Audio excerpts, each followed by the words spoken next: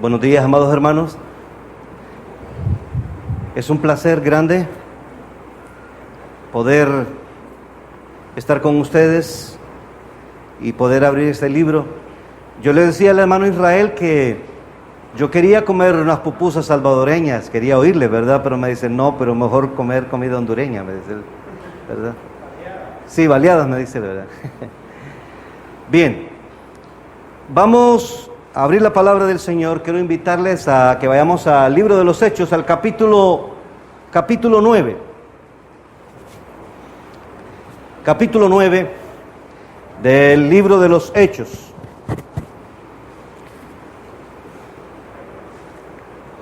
Hay un proceso lógico que se da en los seres vivos. Y algunos le llaman ciclo de la vida, pero realmente no es un ciclo, porque no es que vuelve a comenzar, es como una línea, mejor dicho, ¿verdad? Es un proceso lógico. Los seres vivos nacen, ¿qué más? Crecen, se relacionan, se reproducen y mueren. En lo espiritual, nosotros también somos nuevas criaturas, ¿cierto? Somos nueva creación. Como hijos de Dios, inició nuestra vida espiritual un día. ¿Qué día comenzó la suya o la mía? ¿Qué día? Ese día del nuevo nacimiento. El día que nacimos de nuevo, ese día inició nuestra nueva vida en Cristo. Ya empezamos como hijos de Dios. Y el proceso lógico que se espera se dé en todo creyente es que crezca. ¿Qué más? Que se desarrolle, que se reproduzca el creyente. ¿O no es así, hermanos? En un sentido, físicamente lo hacemos, ¿verdad? Nos reproducimos, pero espiritualmente también debería ocurrir. Hay algo interesante, que no solamente se dan esos aspectos, hay un desarrollo que se debe dar en la vida espiritual. Eso es algo normal, algo natural. Todo creyente, Dios espera que crezca, ¿sí? Que su vida espiritual vaya en aumento, que en un sentido correcto haya prosperidad y desarrollo, ¿no es cierto? En el buen sentido de la palabra, hermanos, todo creyente debería prosperar, ¿o no? ¿Qué es lo que le dice Juan a su amigo Gallo, a su hijo en la fe? ¿Cómo le dice? Amado, yo deseo que tú seas prosperado en todas las cosas y que tengas salud, así como prospera tu alma. Entonces, podía evidenciarse que aunque Gallo tenía algunas deficiencias, ¿qué? Físicas, tal vez su salud no iba muy bien, pero espiritualmente ocurría lo que Pablo decía ahí a los Corintios, ¿verdad? Que aunque este hombre exterior se desgasta, el interior se renueva. Hermanos, eso es verdad. Pero hay algo importante que quiero que veamos. Nuestras actitudes, hermanos, nuestras emociones, todo lo que hacemos, lo que decimos, debe estar también relacionado con nuestra madurez. Por ejemplo, yo no puedo esperar en David la madurez de Israel, ¿verdad que no? ¿Por qué? ¿Por qué no es de esperar la misma madurez? Lógicamente, coherentemente, ¿por qué? Él es un niño. Yo no puedo esperar la madurez en David que tiene mi hermano Israel. No puedo. ¿Qué estoy diciendo con esto? Hermanos, la madurez no nos va a venir porque se nos vaya poniendo el pelo blanco o nos cambie de color. No. No viene por eso. Porque podrían pasar muchos años y nosotros estar todavía, ¿qué? Patinando, ¿verdad? en algunas lecciones que el Señor ha querido darnos. Hay evidencia abrumadora en las Escrituras sobre este proceso mismo, en el que un creyente, un hombre de Dios, una mujer de Dios, un pueblo, no quiere aprender una lección y Dios lo tiene ¿dónde? Cuando usted lee el libro de los Números, en el capítulo 33, usted va a encontrar ahí todas las jornadas, cada uno de los lugares donde Israel puso su pie mientras iba, ¿dónde? Aprendiendo una lección. Aquella lección que no quisieron aprender. ¿Cuándo? Cuando Dios los llevó a Cades Barnea. Llegan a Cades Barnea y Dios les ha mostrado que está la tierra ante ellos, la tierra que Dios les va a dar. Y ellos dijeron, no, la tierra nos va a tragar. ¿Verdad? Recuerda, aquellos 10 príncipes llevaron una información que desinfló, que desanimó al pueblo. Y no le creyeron a Dios. Más tarde el escritor de los Hebreos en el capítulo 4 dice que ese fue un tipo de apostasía contra Dios, ¿verdad? No quisieron creerle al Señor. Y Dios los tuvo que mandar ¿dónde? Al desierto. ¿Cuánto tiempo? 40 años para aprender una lección. Creerle al Señor. Creerle. Más tarde, cuando Josué y Caleb están introduciendo aquel grupo de niños, porque todos eran menores de 20 años, eso nos debe dar una lección a nosotros, amados hermanos. Una lección. Y lo digo así, hermanos, porque si hemos sobrevivido a esta pandemia, yo creo que es porque el Señor tiene un plan para cada uno. ¿No lo creemos o lo creemos? Yo lo creo. Yo creo que Él tiene un propósito para cada uno de nosotros. Aquellos que sobrevivieron a la mortandad solo fueron 2 adultos, Josué y Caleb. Cuando estos dos dicen, nos vamos para la tierra, aquellos jóvenes que dijeron, vamos. Miren, le vamos a dar, cuando crucemos el río, le vamos a dar una vuelta a una ciudad ahí diaria por 6 días. Y el último, vamos a dar 7 vueltas. ¿Eran obedientes? Todos eran obedientes. No sé si lo estoy tratando de explicar, pero hay lecciones que Dios tiene que darnos. Dios se la dio a Israel, también se lo dio a individuos. En Hechos capítulo 9, yo veo un proceso que inicia allí porque el Espíritu Santo registra en 3 ocasiones en el libro de los Hechos, registra un evento en la vida de un hombre que tiene mucho de lecciones para nosotros, el apóstol Pablo.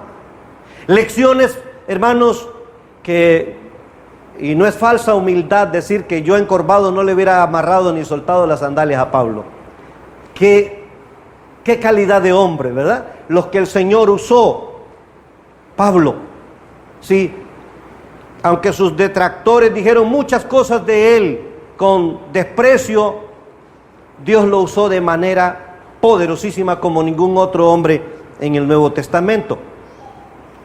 Vamos al capítulo 9 y el verso 3. Hechos capítulo 9 y el verso 3. Ahí aparece la primera narrativa. Dice así: mas yendo por el camino, aconteció que al llegar cerca de Damasco, repentinamente le rodeó un resplandor de luz del cielo. Confiamos que el Señor nos bendice mientras meditamos en su palabra. Un resplandor de luz del cielo. Vamos a estar pensando en el proceso lógico que sigue al crecimiento del creyente. El proceso lógico que sigue al crecimiento del creyente. ¿Por qué decimos esto? Lo primero que vemos aquí es que el Espíritu Santo registra, dice así Lucas cuando escribe, repentinamente le rodeó un resplandor de luz del cielo. Note algo, haciendo una alusión directa ¿a qué? Al evento en el que Saulo de Tarso es detenido derribado de su cabalgadura, cuando está a punto de entrar a Damasco, la capital de Siria, donde se habían ido a refugiar muchos creyentes. Note la influencia que este hombre tenía. Era tan grande que hoy, con cartas poderosísimas, ahora él, empoderado de estas credenciales, va ¿para qué? Para arrastrar a los creyentes, para que les castiguen y algunos ser llevados a la muerte. Es parecido al sabueso que probó sangre de venado la primera vez. ¿Sabe qué ocurre con ese sabueso? Solo venado sigue. O sea, él es así, el animal cazador media vez probó, él saboreó la sangre, ¿verdad? Y hoy va de cacería. Y va a cazar a los creyentes, a atraparlos para castigarlos, porque estos de este camino, despectivamente, están blasfemando contra Moisés, están diciendo que hay que apostatar de la ley, etcétera, etcétera. Y él cree que está haciendo la obra de Dios. El Señor tiene que detenerlo. Cuando pensamos en la vida de Pablo, podemos considerar tantos detalles, pero solo considerar esto, que en un sentido él era eficaz y eficiente en lo que emprendía, ¿o no? Era una persona determinante. Cuando iba del punto A no se detenía hasta llegar al punto B. Eso es bueno. Por eso es que el Señor tuvo que detenerlo aquel día. Es una gran lección solamente pensar en él antes de Pablo. Pensar que era una persona, ¿cómo? Determinante. Iniciaba algo, lo terminaba. Y había empezado un trabajo y parece que no se iba a detener por nada. Solo una persona lo podía detener. ¿Quién? El que le dijo: yo soy Jesús de Nazaret, a quien tú persigues. Él sí lo podía detener. Ahora, y podemos pensar en tantos detalles, en su, no solamente eficacia, en su eficiencia, sino también considerar en el celo que le llevaba a hacer las cosas. Mucho de eso, hermanos, también es digno de considerar, porque este hombre, es cierto, hermanos, todo lo que él estaba haciendo lo hacía alineado totalmente con lo que él creía que era correcto. Pero aquel día, después de ser un gran perseguidor de la iglesia del Señor, de los discípulos, de la gente del camino, hoy ocurre algo. Ha tenido un encuentro con el Señor. Y aquí adelante el Señor tiene que presentarse.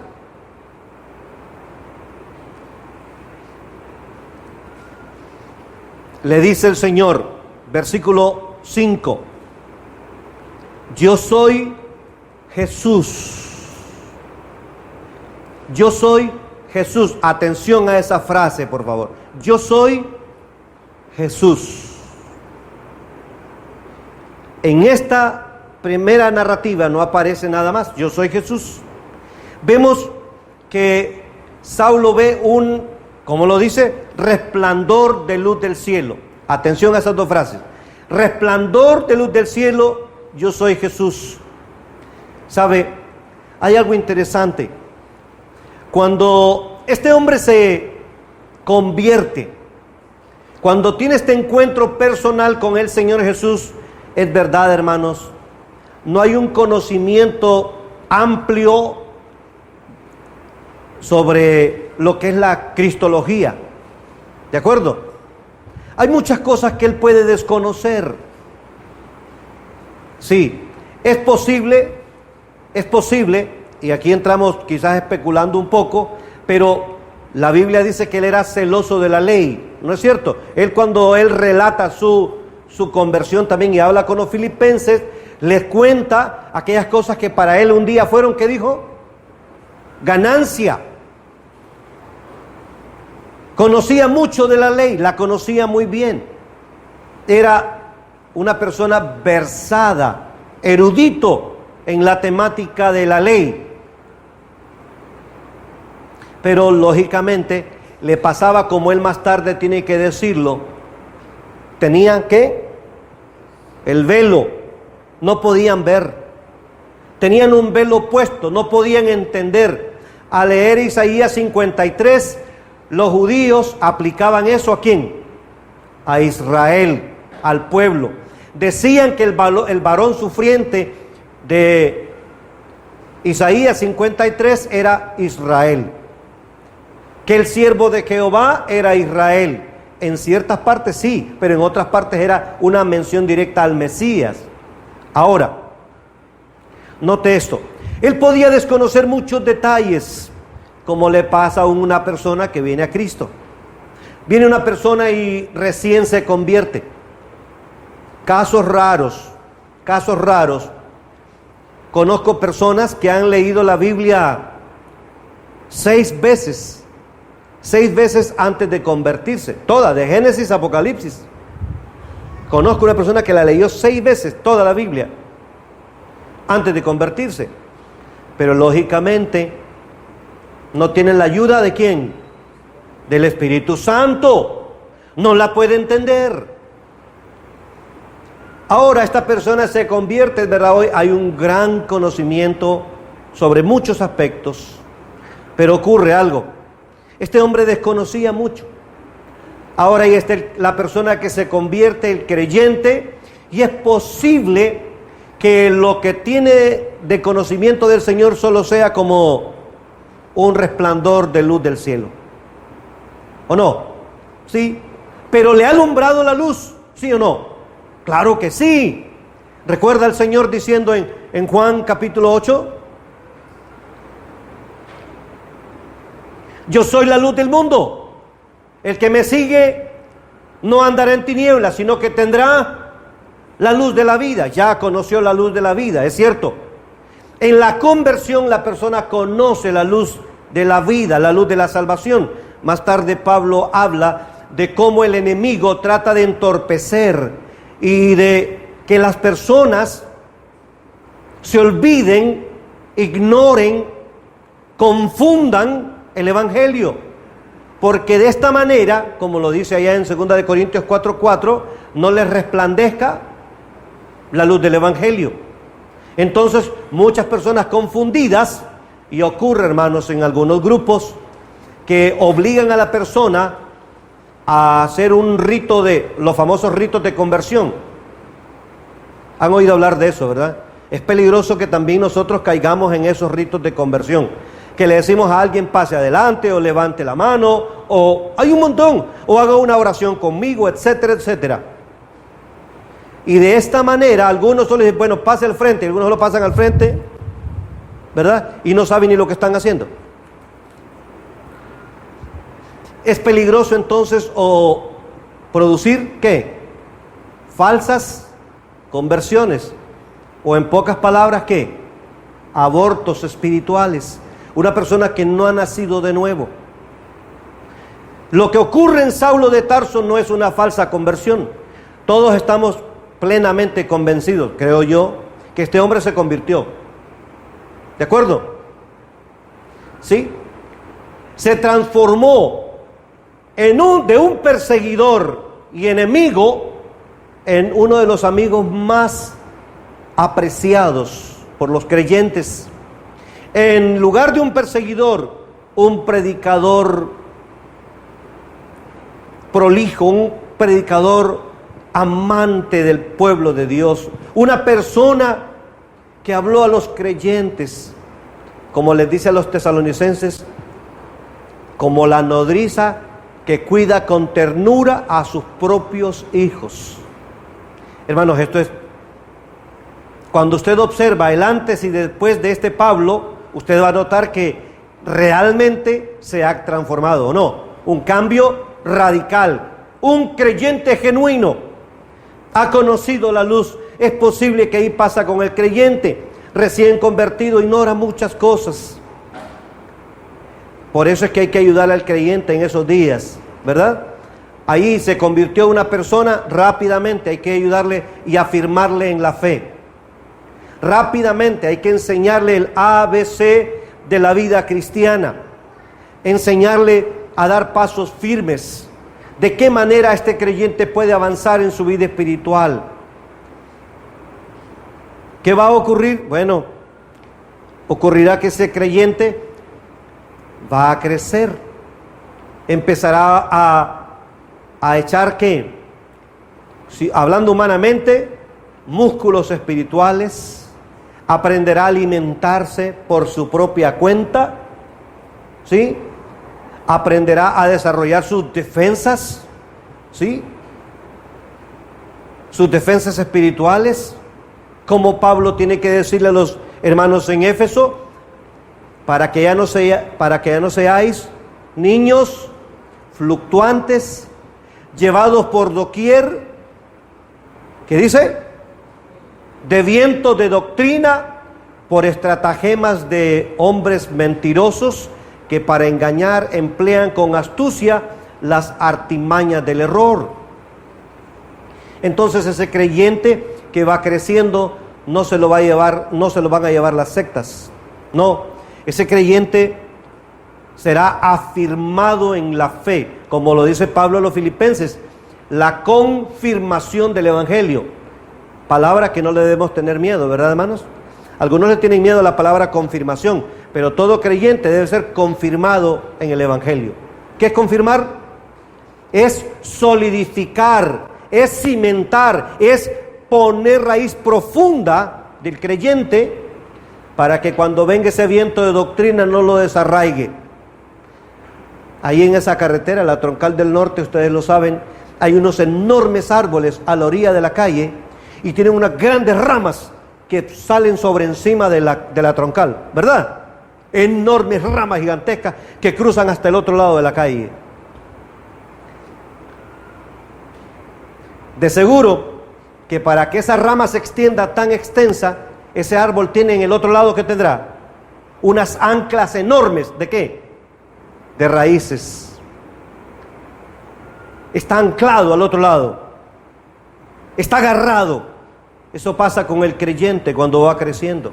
Está echando raíces sólidas, profundas en la palabra de Dios, nutriéndose, como dice el salmista en el Salmo 1, como el árbol plantado junto a, ¿qué?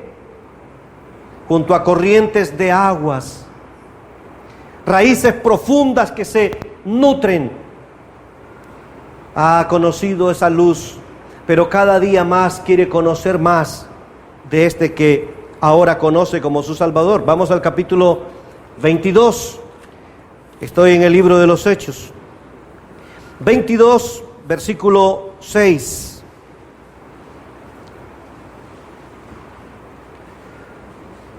Ahora ya no es Lucas el que está relatando, ahora es Pablo. Y dice el apóstol Pablo,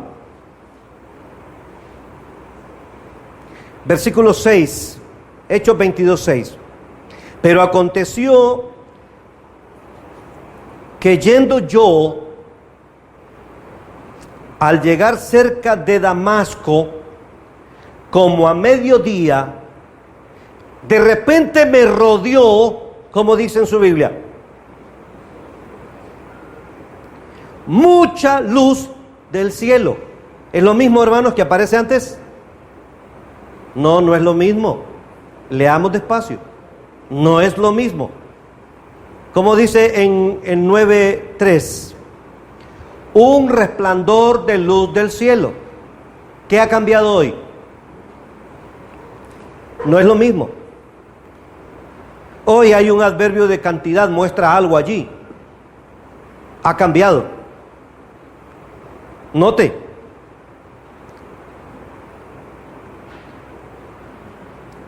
Mucha luz del cielo. Qué diferente, ¿verdad? No es un resplandor de luz del cielo. Es mucha luz del cielo. Ahora, recuerda la otra frase que le dije que tomara en cuenta. Yo soy Jesús. Ahora lea, por favor, versículo 8. Versículo 8 del capítulo 22. yo soy Jesús de Nazaret, a quien tú persigues. ¿Es lo mismo? Es lo mismo que veíamos allá en capítulo 9, versículo 5. No es lo mismo. Allá le dice, yo soy Jesús. Y ahora vemos que yo soy Jesús de Nazaret, a quien tú persigues. ¿Cuál es la diferencia? Bueno, vamos a esas diferencias. Esas leves diferencias nos van mostrando, hermanos, algo que ocurre. Ese es el proceso lógico en el que el creyente va creciendo. Recién llegamos al Señor, desconocemos muchas cosas, pero conforme vamos conociendo a este Señor, a quien es nuestro Salvador, no solamente Salvador, ¿qué más es? ¿Qué es el Señor Jesús para usted hoy? Le pregunto. No me lo diga. No me lo diga, y quiero que piense, por favor, ¿qué es el Señor Jesús para usted hoy? Espero que no solamente diga mi Salvador. Está bien, hermanos, ese es de todos. Es así, hermanos, de los creyentes. Pero ¿qué es el Señor Jesús para usted hoy? Algo tiene que estar pasando en su vida y en la mía. ¿Sabe por qué le digo esto? Porque en la vida de muchos creyentes, el Señor Jesús solo se convierte en algo o alguien que mencionan allá en las coletillas de los mensajes. No sé si me explico, hermano. Es fácil hablar del Señor Jesús como alguien que está lejano. Es fácil hablar de Él como de alguien, bueno, que se menciona tanto y por eso lo hablamos, pero no con el sabor. Como dijo alguien, no tanto el saber, sino el sabor de disfrutar, ¿qué? Una relación cercana con el Señor, de comunión íntima con el Señor. Como Pablo lo dijo,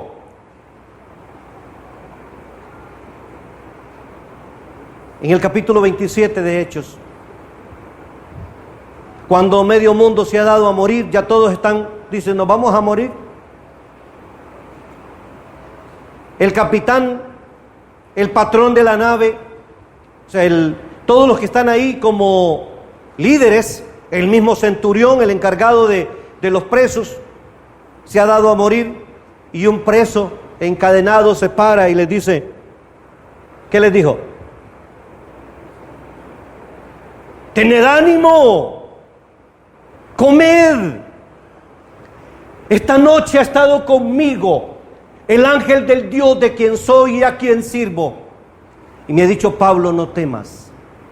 Qué diferente, ¿verdad, hermanos? Eso es diferente, hermanos. Cuando una persona está caminando con el Señor como su amigo, a un amigo a quien no queremos ofender, un amigo al que no queremos traicionar, un amigo al que tenemos tan de cerca que disfrutamos de conversar con él.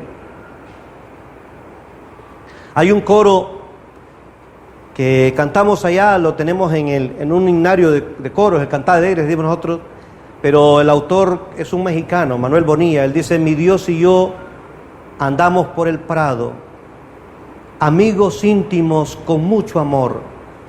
Me habla Él y luego sigue hablando de esa relación. Y luego dice, le cuento mis pesares, mi Dios y yo. Y ahí va hablando de esa amistad con el Señor. Hermanos, qué hermoso es esto. El hermano William MacDonald, no tuve el privilegio de conocerle a él personalmente, solo nos mandamos unos videos cuando estábamos en un trabajo en Jordania. Él nos mandó uno a nosotros le mandamos uno a él. Y yo podía percibir algo en él, que la cercanía con el Señor de este hermano, del hermano William McDonald. Y me cuenta un hermano que estaba cerca, nos dice: hermano, uno puede sentir la presencia del Señor, estar con una persona que camina cerca del Señor. Y dice un hermano, nos dice: miren, estar cerca de ese hombre, un hombre santo, uno realmente disfrutaba. Cada vez que hablaba, algo se nos quedaba. Y me contaba este hermano, me decía: mire, cuando el hermano William McDonald estaba ya en una situación de difícil de salud, él dice que habló con algunos hermanos. Él siempre estaba discipulando hombres, siempre estaba transmitiendo a otros. Y les dijo: me voy a ir pronto con el Señor, me falta poco tiempo. Él estaba parado, él estaba bien. O sea, no vaya a pensar usted que tenía un cáncer terminal, nada de eso. ¿Sabe usted que una semana después se cayó? No se sabe si se cayó porque se quebró la pelvis o porque se quebró la pelvis y se cayó, pero se cayó. Y él le había pedido al Señor: Señor, te pido que no me dejes en una cama. No quiero ser de trabajo para otros hermanos. No quiero hacerles sufrir. Y habló con algunos hermanos y una hermana que era su secretaria. Ella nos lo contó en Nicaragua, en Estelí, con lágrimas en sus ojos. Dice: yo escuché lo que Bill dijo en sus últimas palabras. Pero hermanos, habló de esa amistad con el Señor, de esa comunión, hermanos, en la que uno puede hablar con su amigo y decirle: Señor, llévame esta semana, Señor. Eso le dijo: llévame esta semana. Y esa semana se fue con el Señor. No sé si me estoy explicando, pero hermanos, cuando se va conociendo al Señor, que se camina con Él, que se pueda tener esa confianza de un amigo, en el que,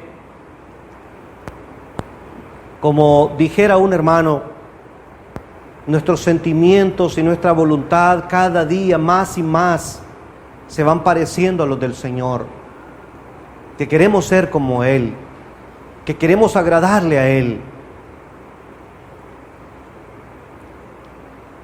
Hermanos, ¿cuántas veces no dejamos que el Señor realmente nos transforme? No dejamos que ese proceso se vaya dando en nuestras vidas.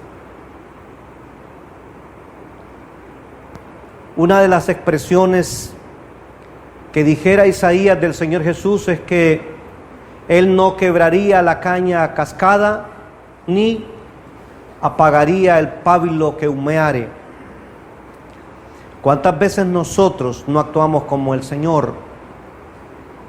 ¿Cuántas veces echamos a andar nuestras emociones y hablamos hasta más de la cuenta? Es posible que estamos molestos con alguien y tenemos la razón. ¿Y cuántas veces tenemos a alguien en la mano y en lugar de tener misericordia, qué hacemos? Quebramos la caña cascada y apagamos el pábilo que humea. No sé si me explico. No manifestamos lo que el Señor manifestó. ¿Cuántas veces podemos ser vengativos? ¿Cuántas veces, hermanos, podemos actuar en la carne?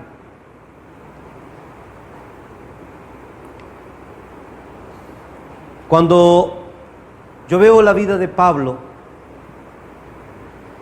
y puedo pensar en lo que pasara en su vida, aquel celo fanático que le llevó antes de su conversión, podemos notarlo cómo se disipó.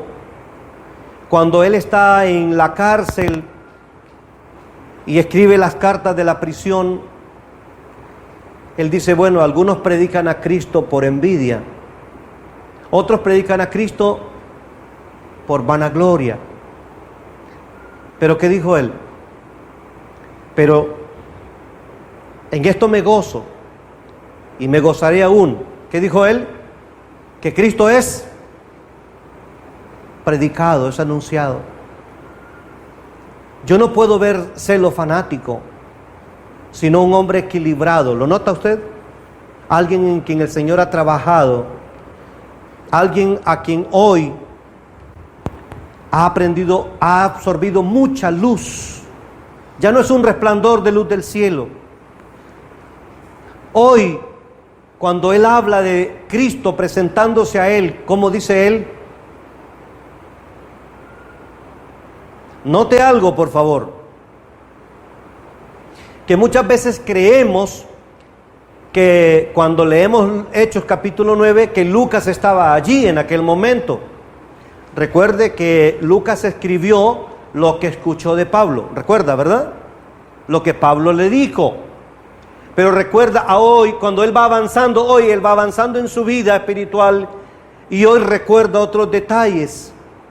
Conforme va conociendo al Señor, él dice, recuerdo, él me dijo que él era Jesús de Nazaret.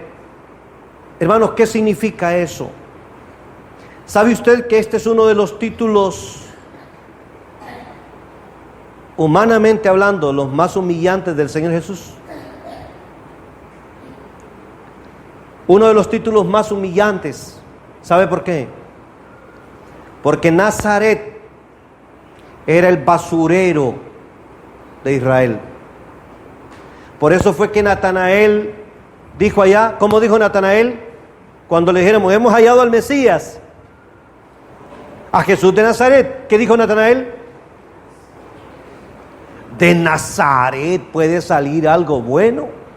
¿Entiende la idea? O sea, un menosprecio al lugar y a las personas del lugar. Bueno, podían salir de otro lugar, ¿no? De Jerusalén, de Anatot, de Tisbe, recuerda, ¿verdad? Pero de ahí nunca ha ido nada bueno. ¿Sabe? Y el Señor se presentó a él como Jesús, el del basurero de Israel. Hermanos, esto, cuando estaba meditando en esto, hermano, eso lo hace, lo humilla a uno, lo pone con los pies en el suelo. ¿Sabe por qué? Porque cuántas veces queremos ser reconocidos con algo antes, ¿verdad? Y no Jesús de Nazaret. No sé si me estoy explicando, pero él se dignó llamarse así, hermano. Jesús de Nazaret. Y Pablo lo recuerda y dice, me dijo esto. Capítulo 26, por favor, y el verso 13. 26, 13.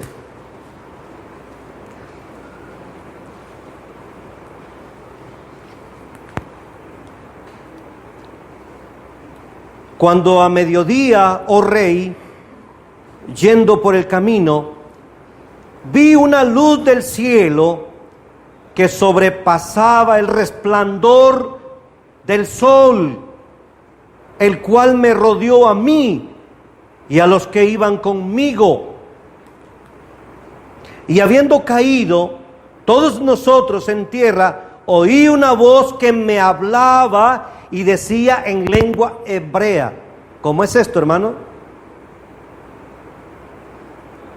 ¿Cómo es posible que hoy Pablo está mencionando esos detalles? Conforme va avanzando su vida, a algunos les pega una amnesia voluntaria, ¿verdad? Tienden como a olvidar los rudimentos de la palabra de Dios, pero aquí vemos todo lo contrario.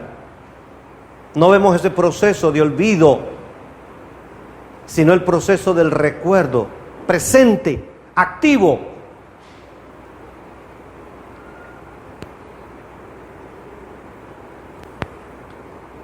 ¿Cómo lo dice?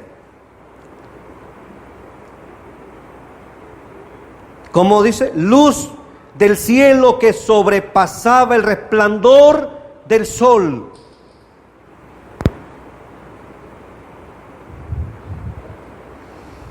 Amados hermanos, ¿cuál es el proceso lógico en el crecimiento del creyente? Hermanos, la caída del hombre, la caída nuestra, la caída del ser humano ha sido tan profunda y su influencia en la vida del ser humano, en todo el ser humano y especialmente también en los creyentes, es esta, que tiende a minimizar a Dios y a maximizar el ego. Eso es real, hermanos. Eso es real. La caída influye en todo eso. Afecta tanto. ¿Cuántas veces nos llenamos de arrogancia, soberbia, prepotencia, orgullo?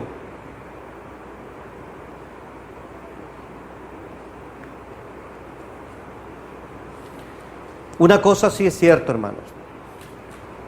Cuanto más cerca estamos del Señor, cuanto más estamos conociéndole a Él, más grande debería ser Él ante nosotros. Más anhelo por servirle, más anhelo por hacer su voluntad, porque otros le conozcan, porque otros le proclamen. Un despojo más del yo, del ego, y más de Él. Este hombre pudo recordar que la luz que vio sobrepasaba el resplandor del sol. Quiera el Señor, hermanos, que a estas alturas, en nuestra vida espiritual, vayamos conociéndole más y más. Pablo tenía ese anhelo, decía él, a fin de conocerle. Él quería conocer más del Señor, más y más. Ese proceso se puede ver en hombres como Moisés, en Jacob. ¿Recuerda a Moisés? Cuando vemos a un Moisés parecido, ¿verdad? El mismo patrón de Saulo de Tarso. Conforme ha avanzado en su vida, llega un momento que él le dice al Señor, Señor, muéstrame. ¿Qué le dice? Muéstrame tu gloria. Que anhelemos, hermanos, conocerle más. Cuando vemos a un Jacob y vemos también aquel vislumbre de la luz de Dios, aquel día que va huyendo, mire, va huyendo de su hermano y se acuesta en aquella piedra. ¿Qué ocurrió? ¿Recuerda? Dios le recuerda más tarde a Jacob y le dice, levántate y sube a Betel, al lugar donde te aparecí cuando huías de tu hermano Esaú. Y le recuerda todo. ¿Y cuántos años han pasado? Muchos años, más de 20 años. Sube allá donde me prometiste lo que prometiste, que yo iba a ser tu Dios y que me ibas a dar esto, ¿lo recuerdas? Por eso es cuando Jacob viene de regreso, él viene enriquecido. Dios le ha dado tantas cosas. Él lo sabía, pero sabía que no había cumplido su parte, ¿verdad? Por eso es que cuando llega su hermano Esaú, él no tuvo temor en despojarse. ¿Recuerda? Cuando envió los regalos a su hermano, no tuvo ningún problema. Cuando llegamos a Génesis 49, encontramos a un Jacob que ya no era el suplantador, era un hombre que hoy podía ver el futuro, podía ver a Cristo Oigan, hermanos, cuando le dice a Judá, no será quitado el cetro de Judá hasta que venga Silo, y a él se congregarán los pueblos. ¿Qué miró Jacob? No miró la cruz. ¿Hasta dónde miró? Hasta el día en que todos los pueblos, naciones, tribus y lenguas estén rodeando el trono del Cordero, cantando el cántico nuevo. Ese es el proceso lógico que se da cuando un creyente crece, hermanos. Esa visión hacia la eternidad nos hace ver este mundo como un puente, solo para pasar, estamos de paso. Nos hace ver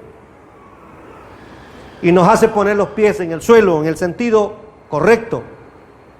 Nos hace ver en perspectiva, pero una perspectiva en proyección celestial, como Pablo lo dice a los colosenses, poniendo la mira donde está Cristo sentado a la diestra de Dios. Aquel que miró Pablo aquel día, que vio, como dijo él, una luz que sobrepasaba la luz del sol. Amados hermanos, que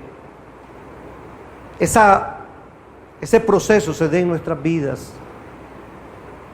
Que yo sé, hermanos, que tanto, como dice un himno, tanto hay en este mundo de angustias y dolor, ¿verdad? Pero dejemos de ver para abajo y miremos más al Señor. Hermanos, que el Señor nos bendiga con su palabra.